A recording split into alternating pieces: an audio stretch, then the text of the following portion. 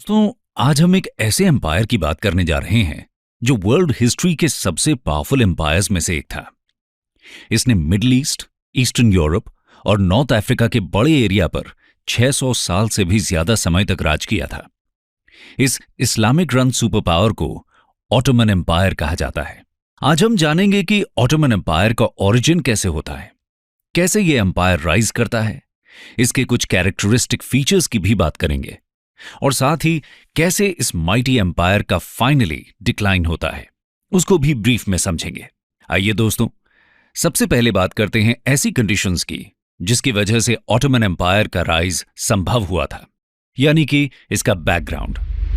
Setting the stage. दोस्तों, 1300 AD के around एक तरफ ईस्टर्न रोमन यानी कि बिजेंटाइन एम्पायर डिक्लाइन कर रहा था। यहां के मेजॉरिटी लोग क्रिश्चियनिटी को फॉलो करते थे और दूसरी तरफ रूम की टर्किश सेल्जुक किंगडम को मंगोल्स डिस्ट्रॉय कर चुके थे। रूम यानी कि एशिया माइनर या एनाटोलिया का रीजन, जिसे आज हम टर्की के नाम से जानते हैं। सेल्जुक एम्पायर के डिक्लाइन के बाद एनाटोलिया का रीजन बहुत ही छोटी छोटी टर्किश प्रिंसिपैलिटीज में डिवाइड हो गया था। टर्क्स मिलिटरिस्टिक लोग थे और दूसरे रीजन्स को इन्वेड करने की इनकी लंबी हिस्ट्री रही थी। अपने ग्रुप्स के प्रति ये लॉयल थे, लेकिन किसी सेंट्रल पावर द्वारा यूनाइटेड नहीं थे। इन्हीं में से एक स्ट्रॉन्ग लीडर इमर्ज होता है जो टर्क्स को यूनाइट करके एक नए टर्किश एम्पायर की एस्टैब्लिशमेंट करता है। एक ऐसा इमेंस एम्पायर जिसका विस्तार आगे चलकर 3 कॉन्टिनेंट्स तक होता है। तो आइए जानते हैं कौन था ये स्ट्रॉन्ग लीडर जिसने ऑटोमन एम्पायर की फाउंडेशन रखी। Origins of the Ottoman Empire. दोस्तों, एनाटोलिया के ज्यादातर टर्क्स खुद को गाजी यानी कि इस्लाम के वॉरियर्स मानते थे। ये लोग अमीर यानी चीफ कमांडर की लीडरशिप में मिलिट्री सोसाइटीज फॉर्म करते थे और strict Islamic code of conduct को फॉलो करते थे। लेट 13th सेंचुरी में बिजेंटाइन एम्पायर की फ्रंटियर टेरिटरीज को टर्किश गाजीज ने रेड करना शुरू कर दिया था। इनमें सबसे सक्सेसफुल गाजी का नाम था उस्मान। वेस्ट के लोग इन्हें ओथमान कहते थे और इनके फॉलोअर्स को ऑटोमन्स कहा जाने लगा। अपनी सक्सेस के दम पर 1300 से 1326 के बीच ओस्मान एनाटोलिया में एक छोटा सा मुस्लिम स्टेट एस्टैब्लिश कर लेते हैं, जो आगे जाकर माइटी ऑटोमन एम्पायर बनता है। उनके सक्सेसर्स लैंड खरीदकर अमीर्स के साथ अलायंसेस फॉर्म करके और कुछ को कॉन्कर करके इस स्टेट का एक्सपेंशन करते हैं। ऑटोमन्स की मिलिट्री सक्सेस का बहुत बड़ा श्रेय उनके द्वारा यूज किए गए गन पाउडर को जाता है। इन्होंने अपनी आर्मी में हॉर्सेस पर सवार आर्चर्स यानी कि तीरंदाज की जगह मस्कट कैरी करने वाले फुट सोल्जर्स को दे दी थी। इसके अलावा ऑटोमन्स अटैक के लिए कैनन्स का यूज करने वाले कुछ शुरुआती लोगों में से एक थे। हेविली वॉल्ड सिटीज भी इनके अटैक के आगे कमजोर पड़ जाती थीं। ओस्मान के बेटे ओरहान या ओरखान वन दूसरे ऑटोमन लीडर थे। ये खुद को सुल्तान डिक्लेयर करते हैं। 1361 में ऑटोमन्स बिजेंटाइन एम्पायर की सेकेंड मोस्ट इंपॉर्टेंट सिटी एड्रियानोपोल को कैप्चर कर लेते हैं। इसका प्रेजेंट नेम एडीर्न है और ये मॉडर्न टर्की में लोकेटेड है। और इस तरह एनाटोलिया से एक नया टर्किश एम्पायर राइज करना शुरू करता है। Rise of the Ottoman Empire. दोस्तों, ओस्मान, ओरखान और फिर मुराद वन जैसे केपेबल लीडर्स के नेतृत्व में ऑटोमन एम्पायर तेजी से राइज करता जाता है। मुराद वन के बाद सुल्तान बनते हैं बायजिद वन। इनके रेन के समय एक ऐसी घटना होती है जिसकी वजह से एम्पायर का एक्सपेंशन कुछ समय के लिए इंटरप्ट हो जाता है। Timur the lame halts expansion. दोस्तों, 1400s में सेंट्रल एशिया के समरकंद का एक रिबेलियस वॉरियर और कॉन्करर ऑटोमन एम्पायर के एक्सपेंशन को हॉल्ट कर देता है। पैर में तीर लगने की वजह से परमानेंटली इंजर्ड हुए इस वॉरियर को तिमूर ए लंग या तिमूर द लेम कहा जाता था। यूरोपियंस इसे तेमलेन बोलते थे। ये वही तिमूर था जिसने 1398 में तुगलक डायनेस्टी के रूल के समय इंडिया को इन्वेड किया था। तिमूर ने प्रेजेंट डे इराक में लोकेटेड पावरफुल सिटी बागदाद को पूरी तरह डिस्ट्रॉय कर दिया था और फिर 1402 में बैटल ऑफ अंकारा में इसने ऑटोमन फोर्सेस को बुरी तरह हरा दिया था। इस हार ने कुछ समय के लिए एम्पायर के एक्सपेंशन में रुकावट पैदा कर दी थी, लेकिन दोस्तों, जल्दी ही तिमूर अपनी अटेंशन चाइना की तरफ कर लेता है और ऑटोमन सुल्तान्स फिर से अपनी पावर बिल्ड करने लगते हैं। इसके बाद 1453 में ऑटोमन हिस्ट्री की सबसे बड़ी घटना होती है। Mahmad II conquers Constantinople. 1451 में जब महमद पावर में आते हैं, उस समय बिजेंटाइन एम्पायर की कैपिटल सिटी कॉन्स्टेंटिनोपल की पॉपुलेशन 10 लाख से श्रिंक होकर सिर्फ 50,000 की रह गई थी। कहने का मतलब यह है कि कॉन्स्टेंटिनोपल की पावर डिक्लाइन कर रही थी। अपनी वॉल्स के बाहर की किसी भी टेरिटरी पर इनका कंट्रोल नहीं रह गया था, लेकिन बॉस्फोरस स्ट्रेट पर इनका डोमिनेंस अभी भी बना हुआ था। बॉस्फोरस स्ट्रेट ब्लैक सी को सी ऑफ मार्मरा से कनेक्ट करती है और एशियन टर्की को यूरोपियन टर्की से भी जोड़ती है। इस वाटरवे को कंट्रोल करने का मतलब था कि ये ऑटोमन्स की एशियन और बाल्कन्स टेरिटरीज के बीच के ट्रैफिक को कभी भी चोक कर सकते थे।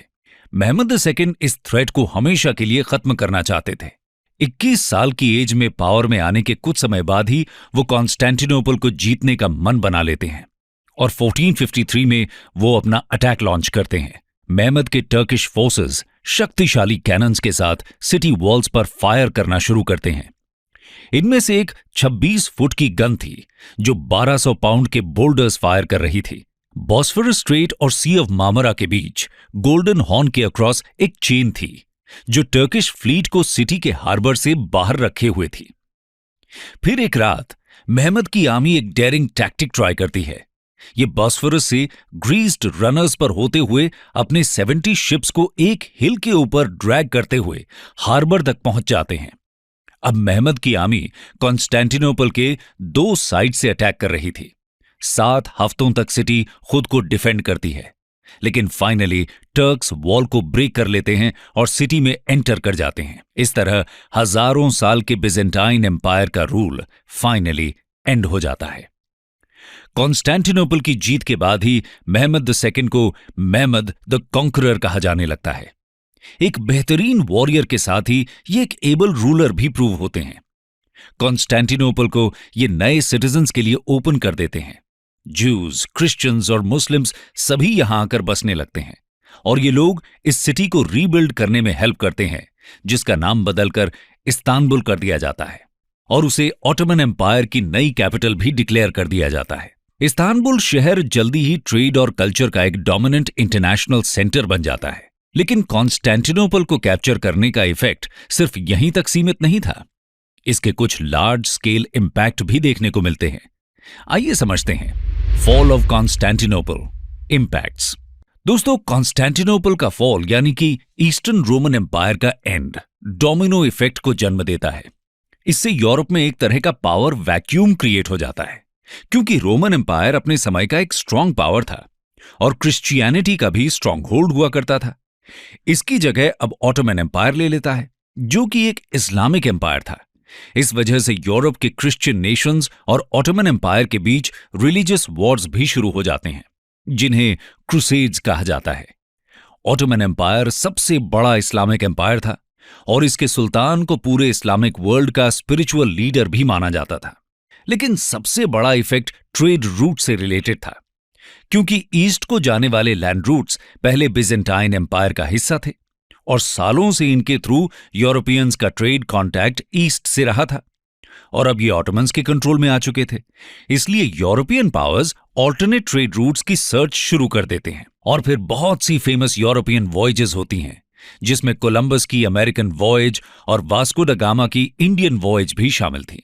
और यहीं से यूरोपियन कंट्रीज द्वारा एशिया और अमेरिका में कॉलोनीज का एस्टैब्लिशमेंट भी शुरू होता है। इसके अलावा कॉन्स्टेंटिनोपल के फॉल के बाद ग्रीक स्कॉलर्स यहां से इटली की तरफ माइग्रेट करते हैं और अपने साथ हजारों की संख्या में क्लासिकल ग्रीक और लैटिन टेक्स्ट्स भी ले जाते हैं। इन्हीं क्लासिकल टेक्स्ट्स की रिडिस्कवरी के बाद यूरोप में रेनेसांस की शुरुआत मानी जाती है। इस तरह कॉन्स्टेंटिनोपल के फॉल के रिपल इफेक्ट्स पूरे वर्ल्ड में देखने को मिलते हैं। एक तरह से इसे वर्ल्ड हिस्ट्री का टर्निंग पॉइंट भी कहा जा सकता है। बिजेंटाइन एम्पायर को जीतने के बाद ऑटोमन्स वेस्ट एशिया और अफ्रीकन टेरिटरीज में एक्सपेंशन शुरू करते हैं। लेकिन दोस्तों, ऑटोमन एम्पायर अभी भी अपने पीक साइज और ग्रैंड्योर तक नहीं पहुंचा था। उसके लिए हमें सुल्तान सुलेमान I की रेन की तरफ चलना पड़ेगा। Suleiman the lawgiver 1520 to 1566। Suleiman 1520 में सुल्तान बनते हैं और 46 ईयर्स तक राज करते हैं। उनकी प्रजा उनको सुलेमान द लॉ गिवर बोलती थी, लेकिन वेस्ट में उन्हें सुलेमान द मैग्निफिसेंट कहा जाता था। यह टाइटल उनके कोर्ट की भव्यता और कल्चरल अचीवमेंट्स के लिए उन्हें दिया गया था। सुलेमान एक सुपर्ब मिलिट्री लीडर थे। 1521 में इन्होंने इंपॉर्टेंट यूरोपियन सिटी बेलग्रेड को कैप्चर किया था। अगले साल टर्किश फोर्सेस मेडिटेरेनियन में रोड आइलैंड, जो आज ग्रीस का पार्ट है, उसको जीत लेते हैं और पूरे वेस्टर्न मेडिटेरेनियन पर इनका डोमिनेंस एस्टैब्लिश हो जाता है। अपनी स्ट्रॉन्ग नेवल पावर के दम पर ऑटोमन्स नॉर्थ अफ्रीका के कोस्ट पर लोकेटेड त्रिपोली, जो आज के समय में लीबिया की कैपिटल है, उसको भी कैप्चर कर लेते हैं। ये नॉर्थ अफ्रीकन कोस्ट लाइन पर लोगों को कॉन्कर करना जारी रखते हैं। ऑटोमन्स नॉर्थ अफ्रीका की सिर्फ कोस्टल सिटीज को ही ऑक्यूपाई करते हैं। हालांकि कॉन्टिनेंट के इंटीरियर में जाने वाली ट्रेड रूट्स पर जरूर अपना कंट्रोल बना लेते हैं। 1526 में सुलेमान सेंट्रल यूरोप में पैनिक क्रिएट करते हुए हंगरी और ऑस्ट्रिया की तरफ बढ़ते हैं। इनकी आर्मीज ऑस्ट्रिया की कैपिटल वियना के बाहर तक पहुंच जाती हैं। वियना को तो ये कैप्चर नहीं कर पाते, लेकिन हंगरी पर इनका कंट्रोल एस्टैब्लिश हो जाता है। इस तरह इस्तांबुल से राज करते हुए Suleiman central Europeans, north Africans और सेंट्रल एशियंस के साथ वॉर करते हैं। वो अपने समय के सबसे पावरफुल मोनार्क कहे जा सकते हैं। इनके रेन को ऑटोमन हिस्ट्री का गोल्डन पीरियड भी कहा जाता है। दोस्तों, ऑटोमन एम्पायर जब अपनी हाइट पर था तो उसमें Turkey, Greece, Bulgaria, Egypt, Hungary, Macedonia, Romania, Jordan, Palestine, Lebanon, Syria, Arabia का कुछ पार्ट और नॉर्थ अफ्रीका की कोस्टल स्ट्रिप का एक बड़ा रीजन आता था। लेकिन ऑटोमन्स ने इंडिया को कभी इन्वेड नहीं किया। ऐसा क्यों? आइए समझते हैं। Why did the Ottomans never invade India? दोस्तों, इंडिया को इन्वेड करने के लिए ऑटोमन्स को पहले पर्शिया के सफाविद एम्पायर को कैप्चर करना जरूरी था, क्योंकि इंडिया के लिए लैंड रूट यहीं से होकर जाता था। लेकिन सफाविद एम्पायर अपने आप में एक स्ट्रॉन्ग एम्पायर था। ऑटोमन्स ने इनके साथ बहुत सी बैटल्स फाइट की थी, फिर भी वो सफाविद एम्पायर पर अपना कंट्रोल इस्टेब्लिश करने में असफल ही रहे थे। इसलिए इंडिया को लैंड रूट के थ्रू इन्वेड करने का मौका ऑटोमन्स को नहीं मिला था। इसके अलावा सी रूट के थ्रू इन्वेजन बहुत टफ था। लेकिन ऑटोमन्स के कॉन्टैक्ट्स इंडिया के साथ जरूर देखे जा सकते हैं, जैसे कि डेक्कन की बहामनी किंगडम और ऑटोमन्स के बीच एम्बेसी एक्सचेंजेस हुए थे।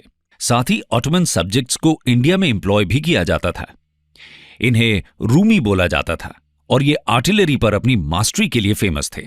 इसके अलावा ऑटोमन्स ने इंडिया के वेस्ट कोस्ट पर अपना इन्फ्लुएंस बनाने की कोशिश भी की थी, क्योंकि वो इंडियन ओशन के थ्रू होने वाले ट्रेड को कंट्रोल करना चाहते थे। इसके लिए उन्होंने वेस्ट इंडियन कोस्ट पर लोकेटेड लोकल इस्लामिक किंगडम्स के साथ अलायंस बनाकर पोर्चुगीज के साथ वॉर भी किया था, जिसमें गुजरात के रूलर बहादुर शाह के साथ अलायंस की कोशिश भी शामिल थी।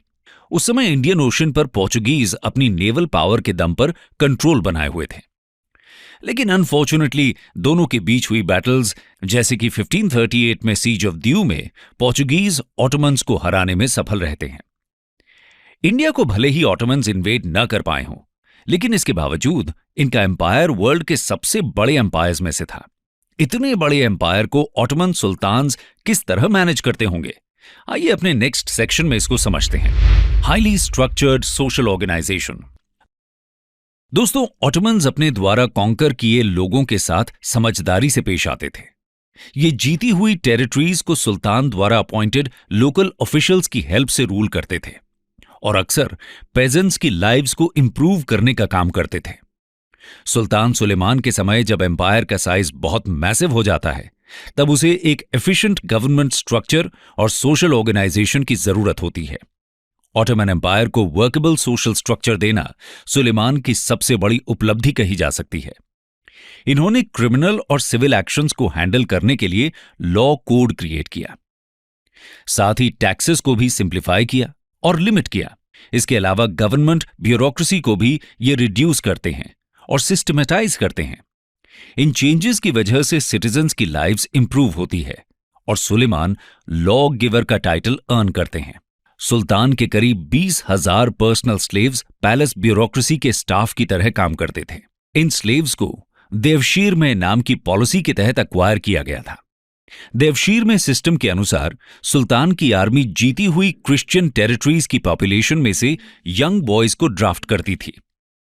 आर्मी इन्हें एजुकेशन प्रोवाइड करती थी, इस्लाम में कन्वर्ट करती थी और फिर सोल्जर्स की तरह इन्हें ट्रेन किया जाता था। इन्हीं में से 30,000 सोल्जर्स की एलीट फोर्स को सिर्फ सुल्तान के प्रति लॉयल रहने की ट्रेनिंग दी जाती थी। इस फोर्स को जानिसारीज के नाम से जाना जाता था। अपने सुपर्ब डिसिप्लिन की वजह से ये ऑटोमन वॉर मशीन का हार्ट कहलाते थे।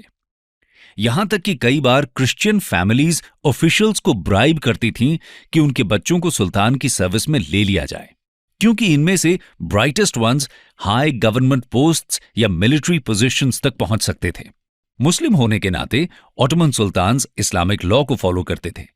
इसी के अकॉर्डिंग ऑटोमन्स दूसरी रिलीजियस कम्युनिटीज, पर्टिकुलरली क्रिश्चियंस और ज्यूज को फ्रीडम ऑफ वर्शिप ग्रांट करते थे। ये इन कम्युनिटीज को मिल्लत्स या नेशन की तरह ट्रीट करते थे। सभी मिल्लत्स को अपने रिलीजियस लॉज और प्रैक्टिसेस को फॉलो करने दिया जाता था। मिल्लत्स के हेड सुल्तान और उनके स्टाफ को रिपोर्ट करते थे। ये सिस्टम वेरियस रिलीजन्स के लोगों के बीच कॉन्फ्लिक्ट को मिनिमम रखने में ऑटोमन्स की हेल्प करता था।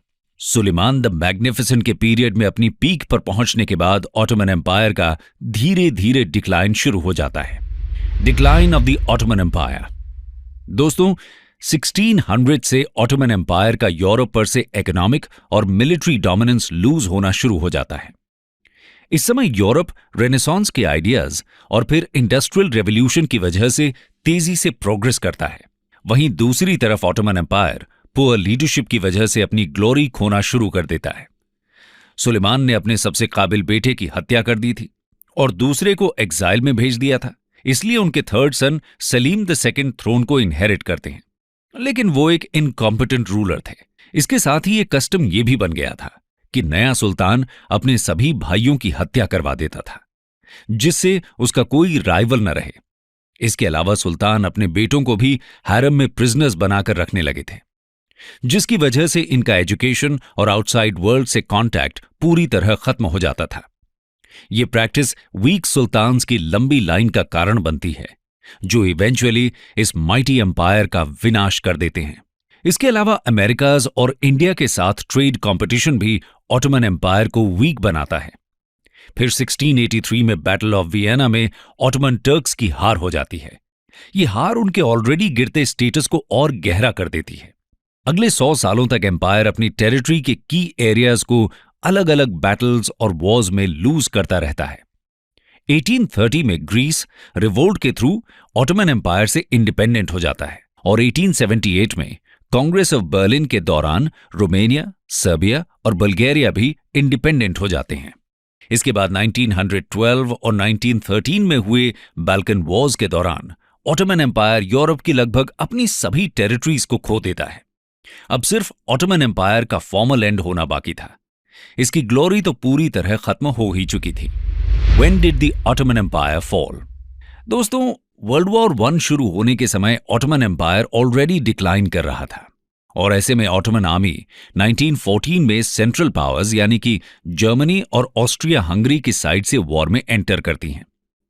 अक्टूबर 1918 में एलाइड पावर की आर्मीज के हाथों इसको डिफीट मिलती है। मूद्रोस के आर्मिस्टिस के बाद ज्यादातर ऑटोमन टेरिटरीज को ब्रिटेन, फ्रांस, ग्रीस और रशिया के बीच डिवाइड कर दिया जाता है। ऑटोमन एम्पायर ऑफिशियली 1922 में एंड होता है, जब ऑटोमन सुल्तान का टाइटल ही एलिमिनेट कर दिया जाता है।